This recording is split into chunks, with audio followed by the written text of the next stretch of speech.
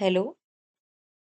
Last video जो मैंने fundamental duties के साथ बनाई थी वो एक्चुअली करप्ट हो गई थी, इसलिए मुझे ये सेकंड वीडियो बनानी पड़ रही है। So let's start. Given below are two statements in which one is labelled as assertion and the other as reason. The constitution vests the executive power of the union in the president of India. President of India is the constitutional head of state.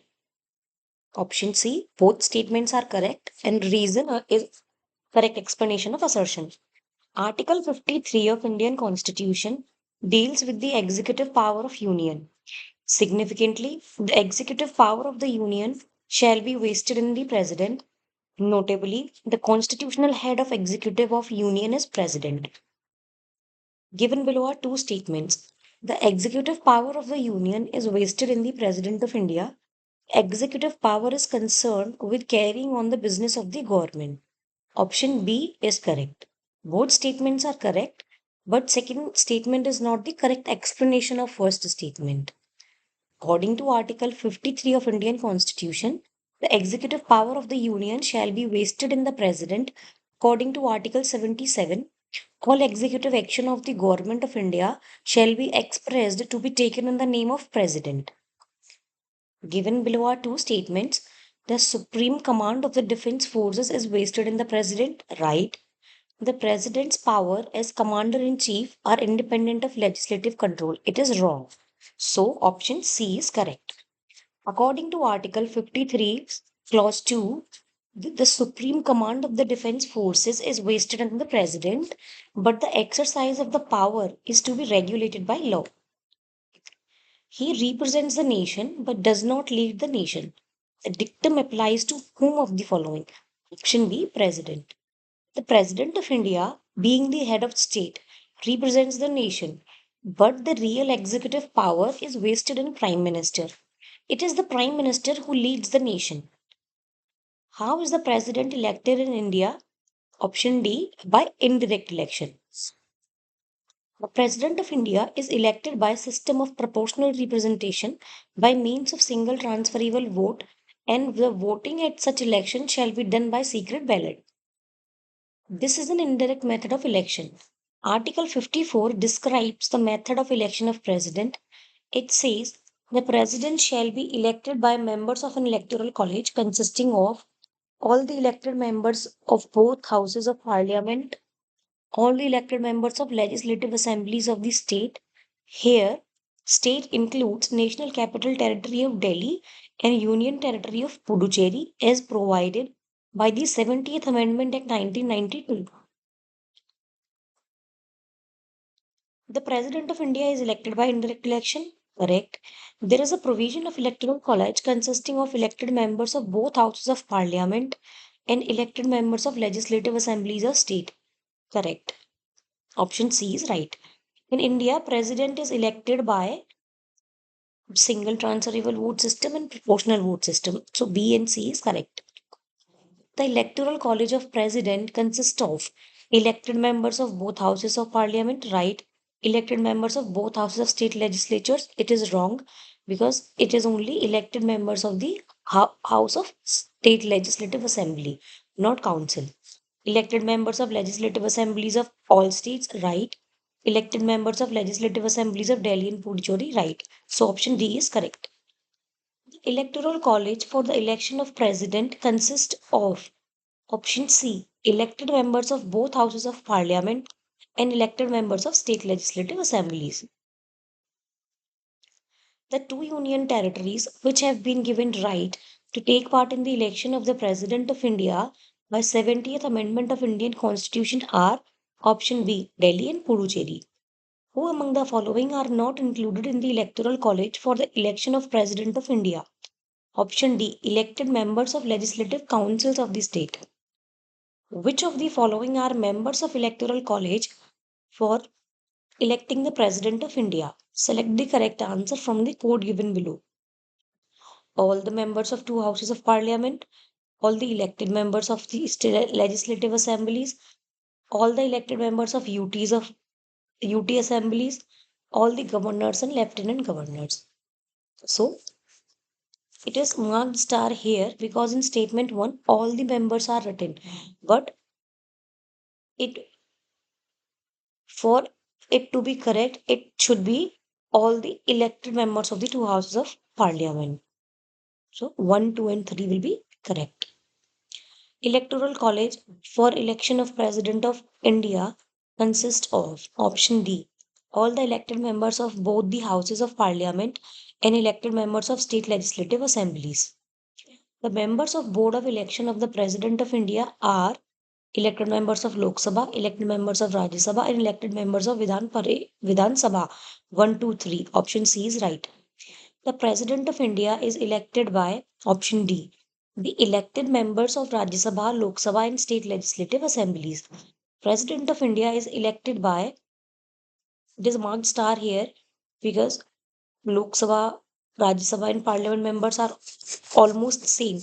And members of Parliament and members of state legislative assemblies, it should be written like elected members of Parliament and elected members of state legislative assemblies. So none, all, in a way, all statements are right.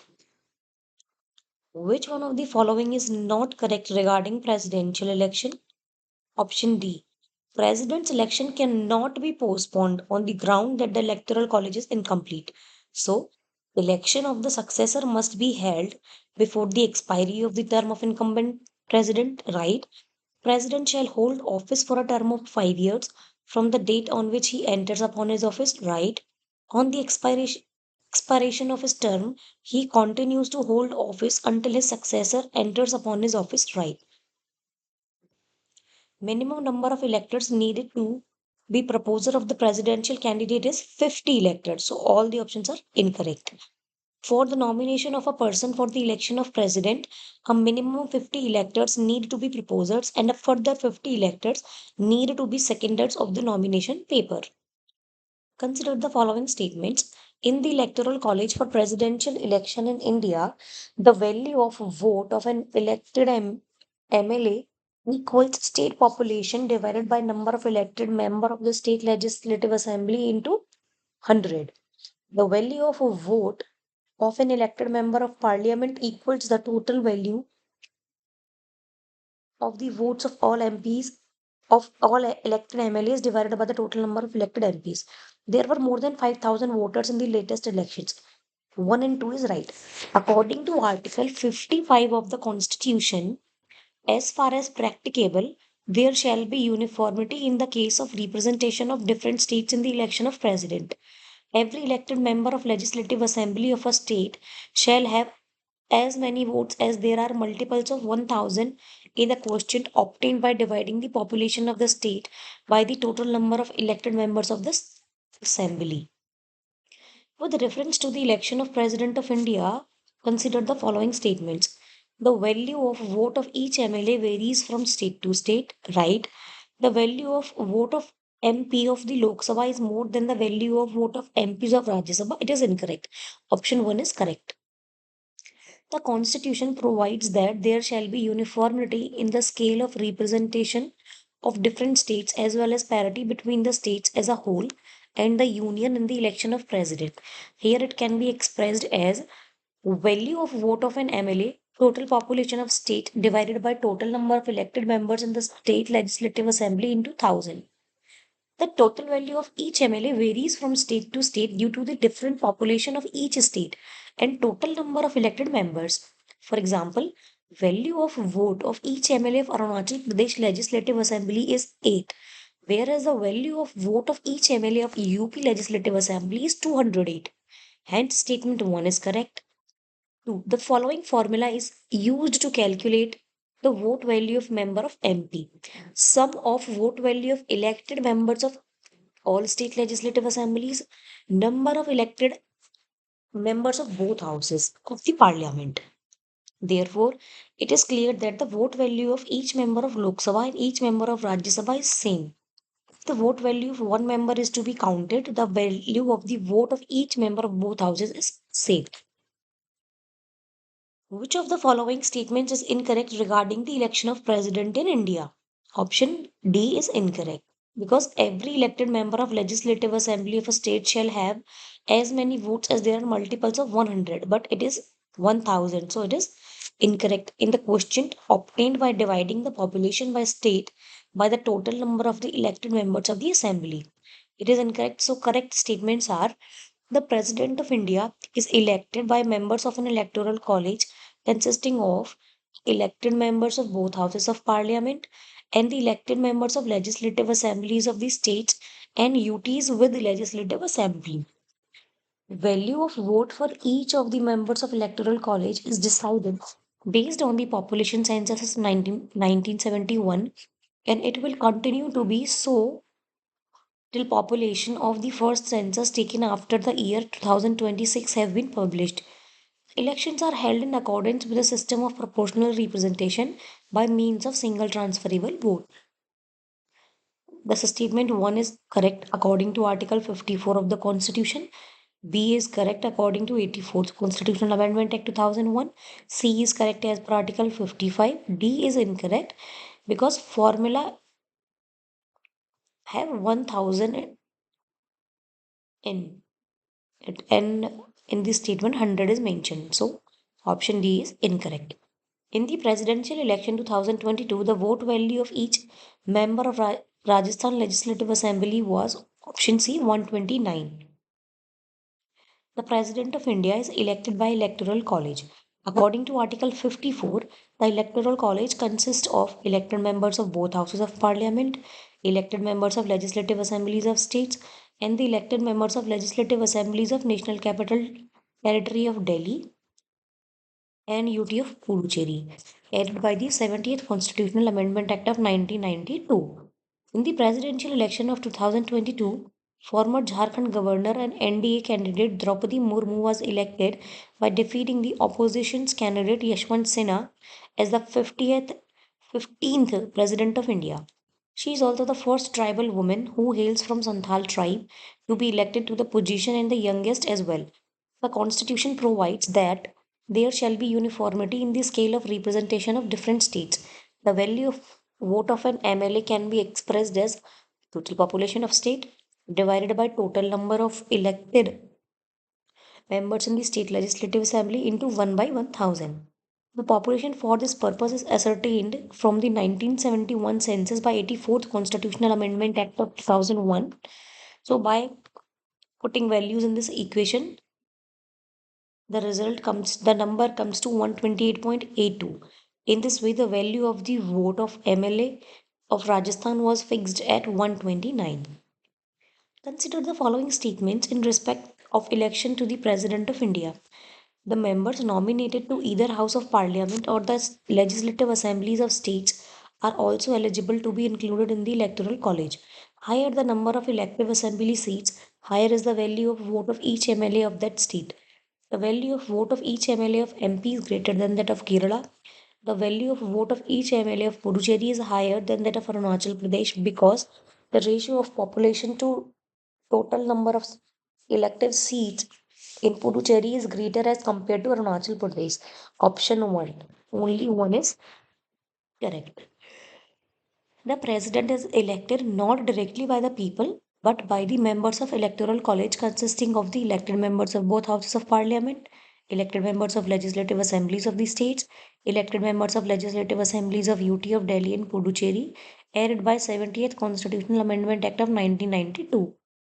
Thus, the nominated members of both houses of parliament, the nominated members of state legislative assemblies, the members both elected and nominated of state legislative councils in case of the bicameral legislature do not participate in the election of the president. Hence, statement 1 is not correct. Article 55 of the Constitution provides the manner of election of president. According to this article, value of vote of an MLA of a state is equal total population of the state divided by 1000 into total number of elected members in state legislative assembly. From the equation, it is clear that higher the number of seats in the legislative assembly, the lower the value of vote of an MLA of that state. As the number of seats forms the denominator, according to 84th Constitutional Amendment Act of 2001, the expression population means population as ascertained at the 1971 census. until the relevant figures for the first census taken after 2026 have been published. On the basis of above formula, the value of a vote of an MLA is given for the following states and UTs: MP 131, Kerala 152, Arunachal Pradesh 8, Puducherry 16. The chief minister of a state in India is not eligible to vote in presidential election if he is the member of the upper house of state legislature. Option C is correct. Article 54 provides that president shall be elected by an electoral college consisting of elected members of both houses of parliament, elected members of legislative assembly of states, elected members of legislative assemblies of national capital territory of Delhi and UT of Puducherry. Thus, if the CM of a state is a member of upper house of the state, he is not entitled to vote in the election of president. In the presidential election in India, every elected member of legislative assembly of a state shall have as many votes as there are multiples of 1000 in the question, obtained by dividing the population of the state by the total number of the elected members of the assembly. At present, the expression population here means population as ascertained by the option C 1971 census. According to Article 81, Clause 3, the expression population means the population as ascertained at the last preceding census of which the relevant figures have been published, provided that the reference in this clause to the last preceding census of which the relevant figures have been published shall, until the relevant figures for the first census taken after the year 2026 have been published, be construed as a reference to the 1971 census. It is also mentioned in the explanation of Article 55. Which of the following is not an essential qualification for the candidature of a president? Option B, educated. Article 58, Clause 1 of Indian Constitution enumerates qualifications for election as president. No person shall be eligible for election as president unless he is a citizen of India. He has completed the age of 35 years and is qualified for election as a member of House of People. Consider the following statements about the President of India. He should be a citizen by India by birth?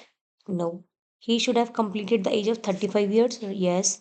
He should be qualified for election of member of parliament. It should be specific.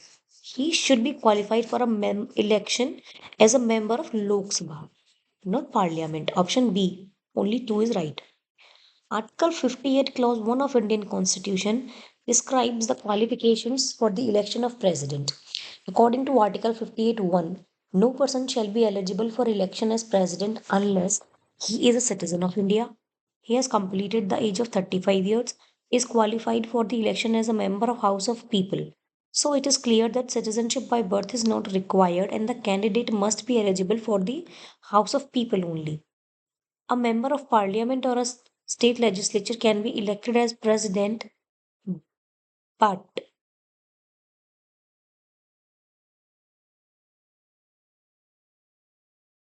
option C, he will have to relinquish his seat as soon as he is elected.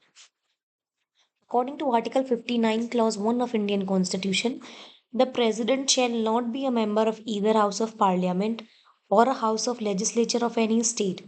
And if a member of either House of Parliament or a House of Legislature of any state is elected President, he shall be deemed to have vacated his seat in that House on the date on which he enters upon his office as the President. The Indian president is eligible for a re-election for how many times? Option D. Any number of times. Article 57 of the Constitution of India deals with the eligibility for a re-election of the president, according to which any person who holds or has held office as president shall, subject to other provisions of this constitution, be eligible for a re-election to that office. Thus, the president of India is eligible for a re-election any number of times. Which article of Indian Constitution prescribes eligibility conditions for re-election to the post of President of India? Option D, Article 57. Article 57 describes the eligibility for a re-election to the post of President of India.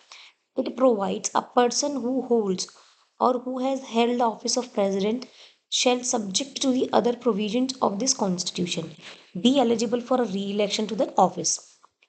There is any dispute regarding the presidential election, it can be referred to option C, Supreme Court of India. If there is any doubt or dispute regarding the election of the president, it can be referred to the Supreme Court of India, Article 71, whose decision shall be final. Consider the following statements. If the election of President of India is declared void by Supreme Court of India, all acts done by him in the performance of duties of his office of President before the date of decision become invalid. It is incorrect. Election for the post of President of India can be postponed on the ground that some legislative assemblies have been dissolved and elections are yet to take place. It is also incorrect. When a bill is presented to the President of India, the consultation prescribes time limits within which he has to declare her assent. It is also incorrect. Option D is right. Article 71 of Indian Constitution provides matters relating to or connected with the election of a president or vice president. As per Article 71, Clause 1, all doubts and disputes arising out of or in connection with the election of president or vice president shall be inquired into and decided by the Supreme Court, whose decision shall be final. Article 71, Clause 2 says if the election of a person as president or vice president is declared void by the Supreme Court, acts done by him in the exercise and performance of powers and duties of the office of president or vice president, as the case may be, on or before the date of decision of the Supreme Court shall not be invalidated by reason of the declaration. As per Article 71, Clause 4, the election of person as president or vice president shall not be called in question on the ground of existence of any vacancy for whatever reason among the members of electoral college electing him. Thus, postponement is not an option. As regards the Indian president, the constitution does not prescribe any time limit within which he has to take the decision with respect to a bill presented to him for his assent, and hence all three statements are incorrect. The president holds office for a term of 5 years from date on option C, which he enters upon his office, hold his office. According to Article 56, Clause 1, the President hold office for a term of 5 years from the date on which he enters upon his office. To whom does the President of India address his resignation? Option B, Vice President of India. According to Article 56, Clause 1, Subclause A, President addresses his resignation to the Vice President of India, and then under Article 56, Clause 2, the President shall immediately communicate the same to the Speaker of the House of the People. Article 56, Subclause 2. To whom does the President of India submit his resignation? Option B, Vice President of India. The President of India can be removed from his post by option D, Parliament. According to Article 56, Clause 1, Subclause B, the President can be removed from her office by impeachment for the violation of the Constitution, and the process of impeachment can be started by either House of Parliament in accordance with provisions of Article 61. Impeachment can be imposed on the President of India on which of the following grounds? Option B, violation of Constitution. What is not true in relation to the election of President? Option D, none. None of the above. So, as per Article 55 of the Constitution of India, the election of the President shall be held in accordance with a system of proportional representation by means of single transferable vote, and voting at such an election shall be done by secret ballot. The nomination of a candidate for election to the office of President must be subscribed by at least 50 electors as proposers and 50 electors as seconders. The value of the vote of each MLA varies from state to state. It is based on 1971 census data. Under which article of Indian Constitution can the president be impeached? Option D, Article 61. Under which one of the following articles the procedure for removal of the president of India through the process of impeachment has been laid down? Option B, Article 61. The president of India can be removed from office even before the expiry of the term by the through impeachment. Option C. By which House of Parliament impeachment may be imposed on President? Option C. By any House of Parliament. Which among the following articles speaks about impeachment of the President of India? Option C, Article 61. The procedure for impeachment of President is provided under Article 61 of the Constitution. According to Article 61, Clause 1, the charge for impeachment of the President shall be preferred by either House of Parliament. According to Article 61, Clause 3, other House shall investigate the charge or cause the charge to be investigated, and the President shall have the right to appear and to be represented at such investigation. Which article of Indian Constitution provides the provisions related to the impeachment of the President? Option C, Article 61. Article 61 of Indian Constitution provides the procedure for impeachment of President. As per this provision, the President can be removed from office by a process of impeachment, a quasi-judicial procedure in Parliament for violation of the Constitution. However, the Constitution does not define the meaning of phrase violation of the Constitution. Impeachment charges can be initiated by either House of Parliament after giving a 14 days prior notice to the President.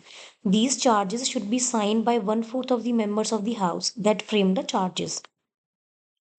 After the impeachment resolution is passed by a majority of two-thirds of the total membership of that House, it is sent to the other House, which should investigate the charges. If the other House also sustains the charges and passes the impeachment resolution by majority of two-thirds of the total membership, then the President stands removed from his office from the date on which the resolution is so passed. However, no President has so far been imposed. Which one of the following articles of Indian Constitution deals with the impeachment process against Indian President? Option C, Article 61.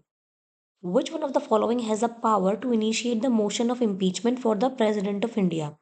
Option A, both the Houses of Parliament. The President can be impeached on the ground of violating the Constitution by the two Houses of the Parliament. Option D. At least how many days of prior notice is required for the impeachment of President of India? Option B, 14 days. According to Article 61, Clause 1, the process of impeachment can be started from either House of Parliament, and it is required to give prior notice of at least 14 days. Article 61, Clause 2, Subclause A, in writing, which must be signed by not less than 1 by 4th of total number of members of that House who have given their intention to move the resolution. Under Article 61, Clause 2, Subclause B, such a resolution must be passed by a majority of not less than two-thirds of the total membership of the House. Which one of the following is a part of the Electoral College of the President but not of the process of impeachment? Option D, State Legislative Assemblies. The member of Lok Sabha and Rajya Sabha can start impeachment of President of India as mentioned in Article 61 of the Constitution. Member of state legislative assemblies do not participate in the process of impeachment, though they take part in the election process of president. It is known that state legislative councils are not part of the electoral college and do not take part in the election of the president. The procedure for impeachment of the president of India is a quasi judicial procedure. Which one of the following is electoral college for the president but not forum for his impeachment? Option B, state legislative assemblies. According to Article 61, the impeachment of the president is a quasi judicial process that takes place in the parliament. In this process, the state legislatures do not participate. As per Article 54, Clause B, the elected members of state legislative assemblies of the state are part of electoral college of the president. It is noteworthy that the legislative councils of states are not part of election of president. Procedure for impeachment of President of India is a quasi-judicial procedure. Option A. The vacant post of President is to be filled within option B, 6 months. Article 62, Clause 2 of Indian Constitution describes that the vacant post of the President should be filled within 6 months from the date of occurrence of the vacancy because of his death, resignation, removal, or otherwise. In the case of a vacancy arising from any cause other than expiry of the term of president in office, an election to fill the vacancy must be held. Option A, within 6 months from the date of occurrence of the vacancy. What is the deadline to fill the occurrence of vacancy due to death, resignation, or removal of president in India? Option D, 6 months. For how long can the vice president act as president when the president cannot perform his duties for reasons of death, resignation, removal, or otherwise? Option D, 6 months. In case of a vacancy for the post of the president, it should not be a vacant for more than 6 months. So the vice president can hold the office for not more than 6 months. In case the post of the President of India falls vacant due to his death, resignation, or removal from office, who will occupy the post? Option C, Vice President. Article 65, Clause 1 describes that in the event of the occurrence of any vacancy in the office of the President by reason of his death, resignation, or removal, or otherwise, the Vice President shall act as President until the date on which a new President, elected in accordance with the provisions of Constitution to fill such a vacancy, enters upon his office. In case post of President of India falls vacant and there is no Vice President also, who among the following would be the acting President? Option D, Chief Justice of the High Court. Sorry, Chief Justice of the Supreme Court. Option D. The President in Discharge of Functions Act 1969 of India provides that the Chief Justice of India shall act as the President of India in the event of office of both the President and Vice President being vacant. In the absence of the CJI, the senior most judge of the Supreme Court shall perform the functions of the President. In the event of vacancy in the office of both President and Vice President, who shall discharge the functions of the President? Option C, Chief Justice of India. If the position of President and Vice President are vacant, who officiates the President as the President of India? Option B, the Chief Justice of India. If in India the office of President and Vice President falls vacant at one point of time, the office of President will temporarily be held by option B, the Chief Justice of Supreme Court. During the term of office, no litigation can be instituted in any court of law against the President of India. President's office is above the Constitution. Both statements are incorrect. As per Article 361, Clause 2, no criminal proceedings whatsoever shall be instituted or continued against the President or the Governor of a state in any court during his term of office. However, under the provision of Article 361, Clause 4, a civil proceeding can be instituted against the President or the Governor of a state during his term of office after 2 months of giving written notice. The President can dissolve Lok Sabha on option C, recommendation of Union Cabinet. According to Article 85, Clause 2, Subclause B, the President may dissolve the House of the People, Lok Sabha. But the President, in exercise of his functions, acts in accordance with the advice of Union Council of Ministers, headed by Prime Minister, under Article 74, Clause 1.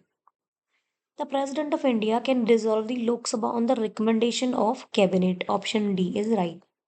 With reference to President of India, consider the following statements. Prorogation of a House by President of India does not require the advice of the Council of Ministers. It is incorrect.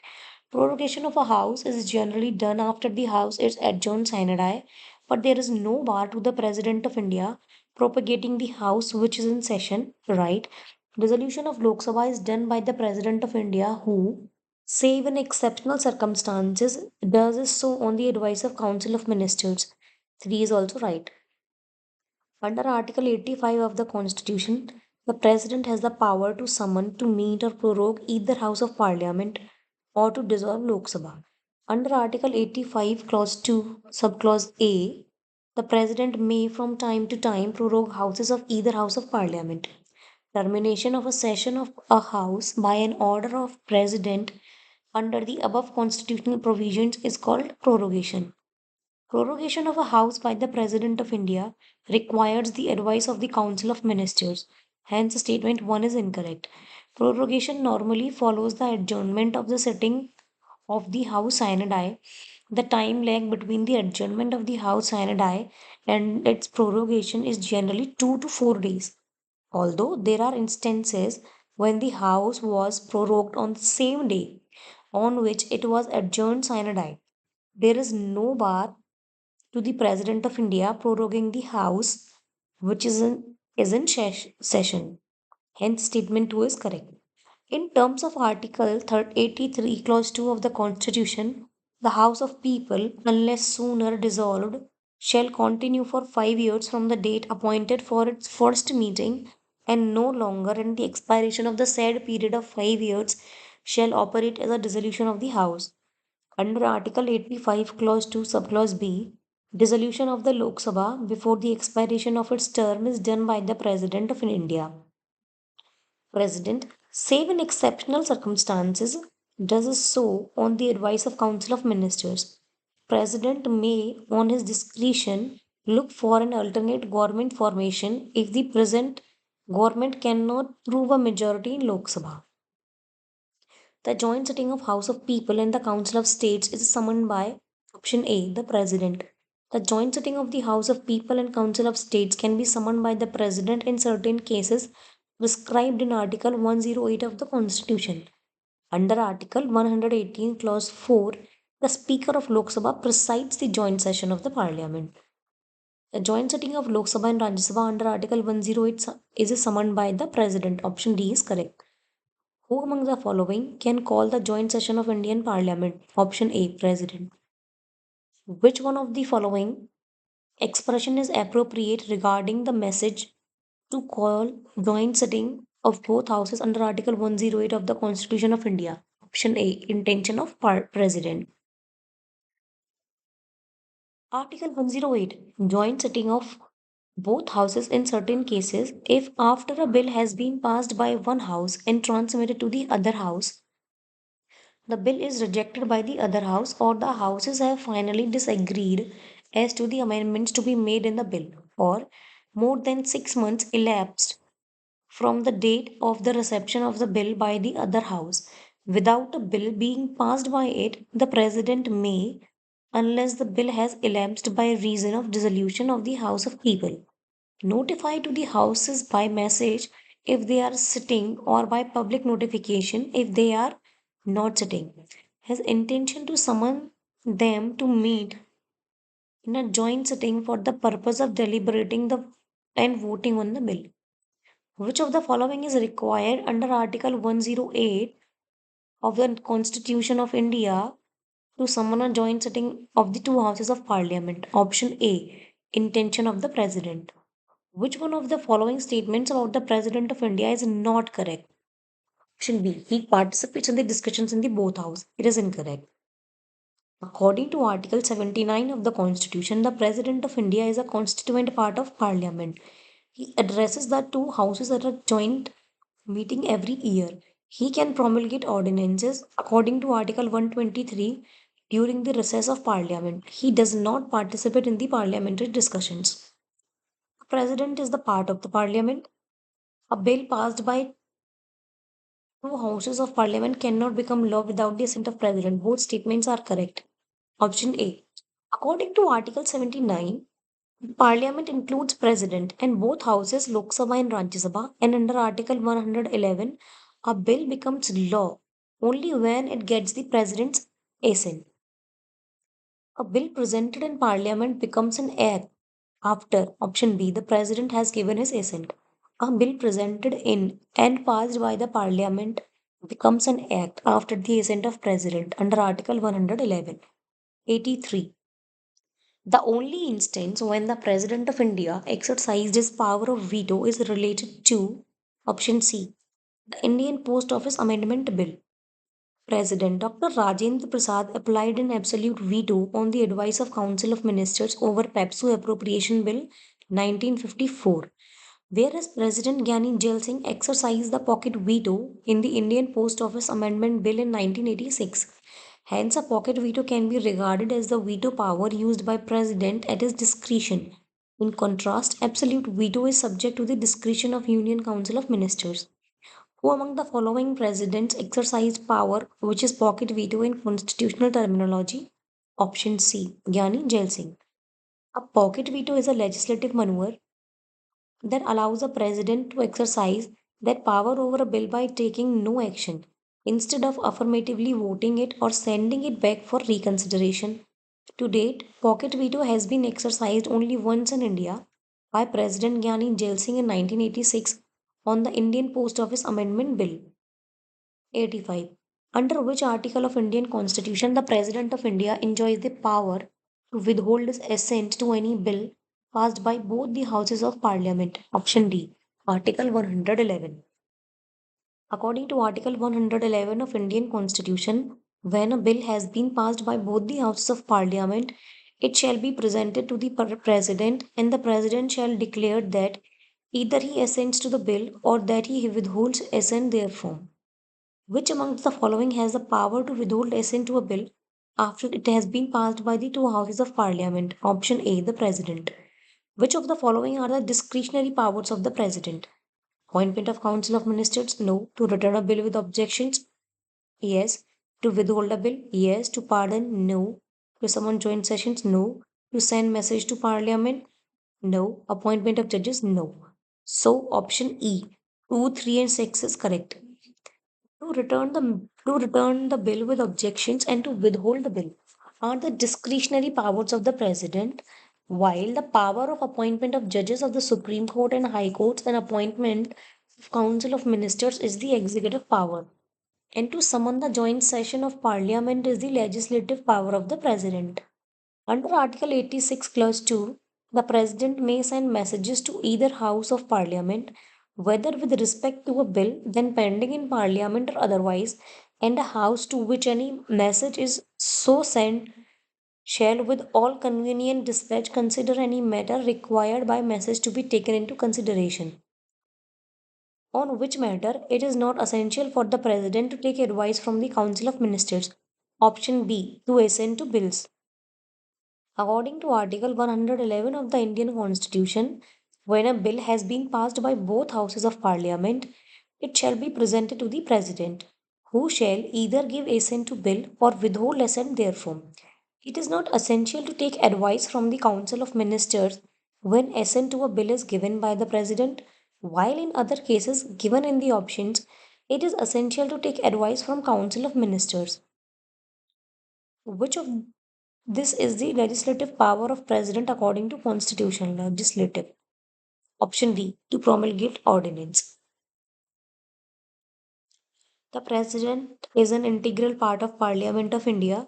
He can promulgate ordinances when the Parliament is not in session. Thus, ordinances must be approved by the Parliament within 6 weeks of its reassembly.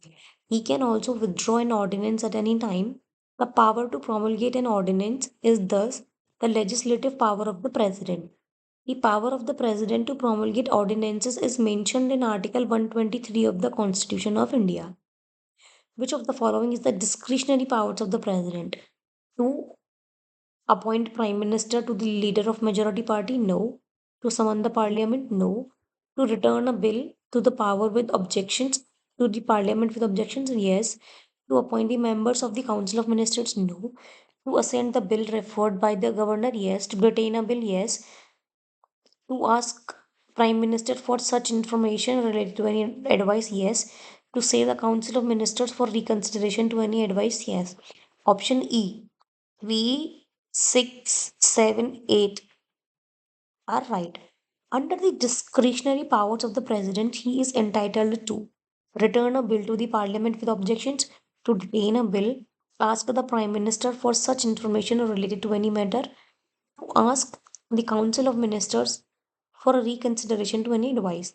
Under which article of Indian Constitution did the President give his assent to the ordinance on electoral reforms when it was sent back to him by the Union Cabinet without making any changes in the year 2002? Option C, Article 123.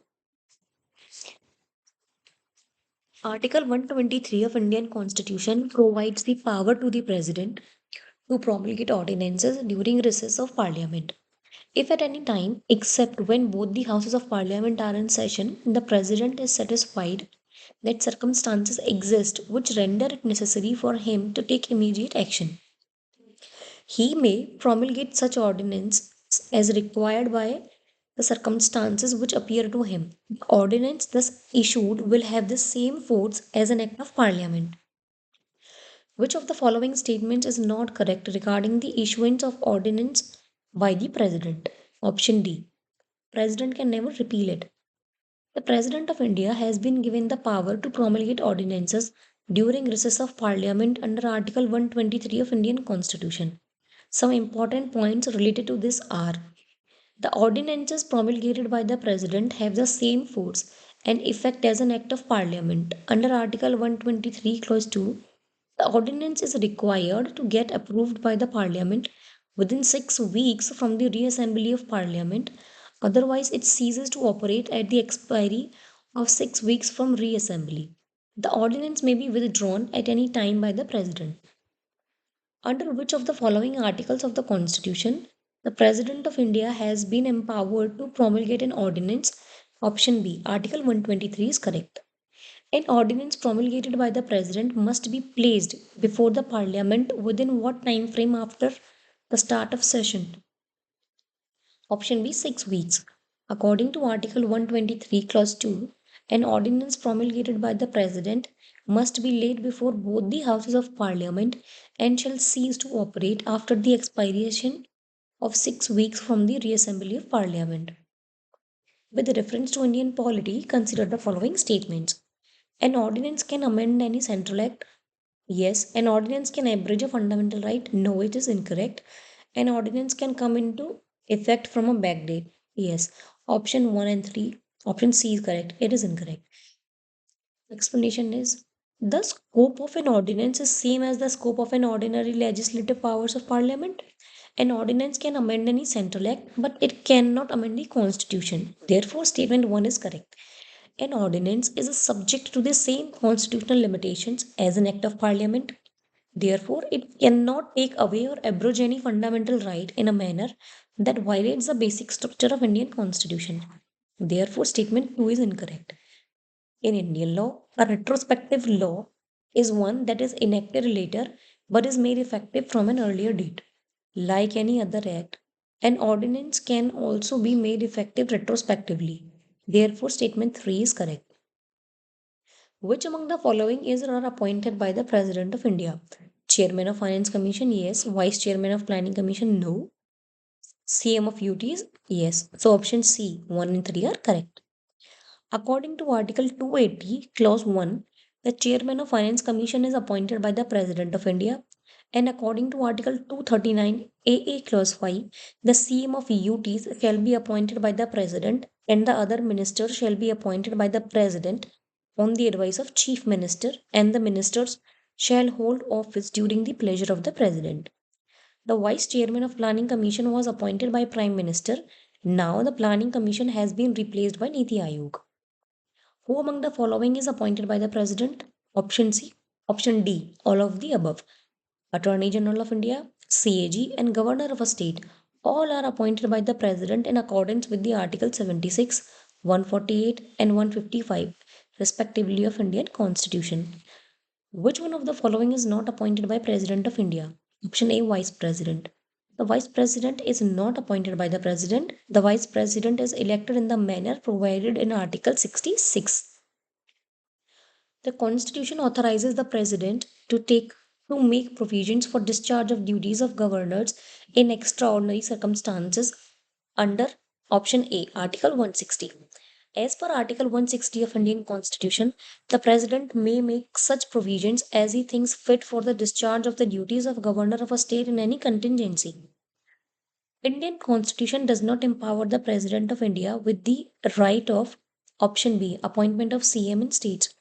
According to Article 164, Clause 1, the Chief Minister is appointed by Governor, not by President of India. Which article of Indian Constitution empowers the President to consult the Supreme Court? Option C, Article 143. Article 143 of the Constitution empowers the President to consult the Supreme Court on the question of law or fact, but he is not bound to accept the advice given by Supreme Court. Which of the which of the following is incorrect about the powers of the President of India? Option A. President should accept the advice of Supreme Court. According to the Constitution, which among the following is literally not a power of President of India? Option C. To send messages to House of Parliament. It is not a power of Parliament. Sorry, President. According to Article 86, Clause 2, to send messages to the Parliament is a right of President, not a power. The President of India does not have the right to, option B, remove a judge of Supreme Court. The President of India does not have the right to remove a judge of Supreme Court. The provision regarding this is discussed in Article 124, Clause 4 of the Constitution, which says a judge of Supreme Court shall not be removed from his office except by an order of President passed after an address of by each house of parliament supported by a majority of total membership of that house and by a majority of not less than two-thirds of the members of the house present in voting has been presented to the president in the same session for each removal on the ground of proved misbehavior or incapacity. Power of president to grant pardon, etc. is a judicial power. Under Article 72, the President has the power to grant pardon, reprieve, respite, or remissions of punishment, or to suspend, remit, or commute the sentence of any person convicted of any offense. This comes under the judicial power of the President. Which one of the following does not consist in the power to pardon of President? Option E. According to Article 72 of the Constitution, the President shall have the power to grant pardon, reprieve, respite, or remissions of punishment or to suspend, remit, or commute the sentence by any person convicted of any offense. This also includes punishment or sentences by a court martial.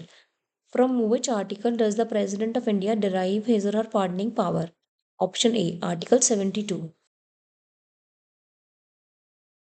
From which article does the President of India derive her pardoning power? Option A, Article 72. Article 72 of the Constitution empowers the President to grant pardons, reprieves, respite, or remissions of punishment, or to suspend, remit, or commute the sentence of any person convicted of any offense in all cases where the punishment or sentence is for an offense against a union law, punishment or sentence is by a court martial, and the sentence is a sentence of death. Consider the following statements with regard to pardoning power of the President of India. The exercise of this power by the President can be subjected to limited judicial review. Yes. The President can exercise this power without the advice of central government. It is incorrect. So option A is right. The Supreme Court has clarified in several judgments that the President's clemency power is subject to limited judicial review. Therefore, statement 1 is correct. Even with the respect to the clemency power under Article 72, the President cannot take any executive decision without the aid and advice of the Council of Ministers. Which of the following types of authority are attributed to the President of India? Titular and de jure and constitutional nominal. 2 and 4. Option D is right. The President of India is attributed formal and de jure authority. He enjoys constitutional and nominal authority. According to the Constitution of India, it is the duty of the President of India to cause to be laid before the Parliament which of the following? The recommendations of the Union Finance Commission, the report of the Public Accounts Committee, it is incorrect. The report of the Comptroller and Auditor General, right. The report of the National Commission for Scheduled Caste, right. Option C is correct. It is the duty of the President of India to cause to be laid down the recommendations made by the Union Finance Commission, report of CAG, and report of National Commission for Scheduled Caste before the Parliament under Article 281, 151 Clause 1 and 338 Clause 6 respectively, whereas Public Accounts Committee is a committee of the selected members of Parliament constituted by the Parliament of India. Its chairman is appointed by the Speaker of the Lok Sabha. Which one of the following is not constitutional prerogative of the President of India? Option B, returning a financial bill for reconsideration. Under Article 111 of Indian Constitution, the President cannot return the finance bill for reconsideration. Finance bill shall not be introduced or moved except on the recommendation of the President, and a bill making such provision shall not be introduced in the Council of States. The other three options are the constitutional prerogative of the President of India. Who has the constitutional power to declare a geographical area as a scheduled area? Option D, President. The President of India has the constitutional power to declare a geographical area as a scheduled area. This provision is described in the fifth schedule of the Constitution. The President may, at any time by order, direct that the whole or any specified part of the scheduled area shall cease to be a scheduled area, increase the area of any scheduled area of a state after consultation with governor of that state, alter, but only by way of rectification of boundaries, on any alteration of the boundary of a state or admission into union or establishment of new state, declare any territory not previously included in any state to be or to form part of a scheduled area. Who prepares the president's address to parliament? Option D, Central Cabinet. The Union Cabinet prepares the President's address to the Parliament because real executive power rests in the Union Cabinet. The first President of India, Rajendra Prasad, belonged to which state? Option A, Bihar. Dr. Rajendra Prasad was born in a remote village of Siwan district of Bihar on 3rd December 1884. The first President of Independent India hailed from Bihar. Option C. The first President of Independent India was Dr. Rajendra Prasad, who hailed from Bihar. Which President of India completed two successive terms? Option B. Dr. Rajendra Prasad served India as president for three terms: 1950 to 52, 1952 to 1957, and 1957 to 1962. The fourth President of India was option A. Dr. V.V. Giri. V.V. Giri was the fourth President of India, but on the basis of tenure, he was the sixth President of India. He became the President of India after Dr. Rajendra Prasad three times, Dr. S. Radhakrishnan, and Dr. Zakir Hussain. Who of the following was elected President of India unanimously? Option C. Neelam Sanjeva Reddy. Neelam Sanjeva Reddy was elected the President of India unanimously, unopposed. His tenure was from 1977 to 1982. The single instance of the unanimous election of the President of India so far was the election of Neelam Sanjeva Reddy, option D. Match list with list 2. So, matched list here is Fakhruddin Ali Ahmad from 1974 to 77, Neelam Sanjeva Reddy, 1977 to 1982, Dr. Zakir Hussain, 1967 to 1969, V.V. Giri, 1969 to 74. Consider the tenure of the following presidents of India and arrange them in correct chronological order, starting from earliest to the last. Option A 1423. So, Neelam Sanjiva Reddy, then R. Venkataraman, A.R. Narayanan, and Dr. APJ Abdul Kalam. Who of the following before becoming the President of India did not hold the office of Vice President? Option C. Neelam Sanjiva Reddy. Neelam Sanjiva Reddy was the president who had not held the office of vice president before being appointed as president. Which one of the following did not serve as vice president before assuming the office of president of India? Option A. Neelam Sanjiva Reddy. Which of the following Indian president also served as speaker of Lok Sabha? Option D. Neelam Sanjiva Reddy. As the sixth president of India, served as a two-time speaker of Lok Sabha from 67 to 69 and 77 to 77. Among the following, who has been Speaker of Lok Sabha prior to his election as President of India? Option C. Neelam Sanjiva Reddy. The former President of India, Neelam Sanjiva Reddy, served two terms as a Speaker of Lok Sabha. He was the President of India elected unopposed from 1977 to 1982. Among the following presidents of India, who is known as the philosopher king or philosopher ruler? Option A. Dr. Radhakrishnan. The second president of India, Dr. Sarvapalli Radhakrishnan, is known as philosopher king or philosopher ruler. Who among the following presidents of India was associated with trade union movement? Option A. V.V. Giri. The fourth president of India, V.V. Giri, was associated with the trade union movements. He was also the chairman of All India Trade Union Congress for two terms. Which president of India was called the Missile Man? Option B. Dr. APJ Abdul Kalam. 11th president as an individual, Dr. APJ Abdul Kalam, whose term of office was from 2002 to 2007, was also known as the Missile Man for his work on the development of ballistic missile and satellite launch vehicle technology. Who among the following Chief Justices of India also acted as President of India? Option B. Justice M. Hidayatullah. Former Chief Justice of India M. Hidayatullah served as acting President of India from 20th May 1969 to 24 August 1969.